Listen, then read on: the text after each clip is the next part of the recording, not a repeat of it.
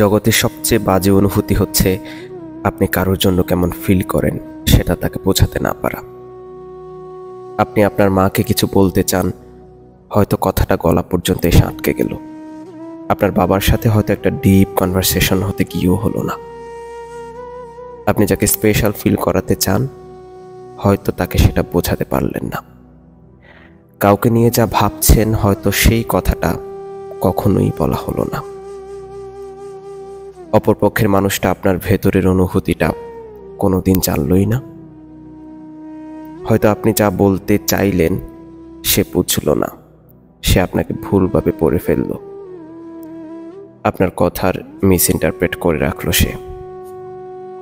জগতে কোনো শক্তি তাকে সেটা বোঝাতে পারল না। এই যে ক্ষেত্র বিশেষে আপনি আপনাকে আরেকজনের কাছে ভাঙতে পারেন না, এসবের কোনো ব্যাখ্যা হয় না।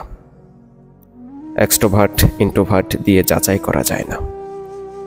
জগতে যা বলা যায় না, যা প্রকাশ করা যায় না, তার ভার অনেক বেশি।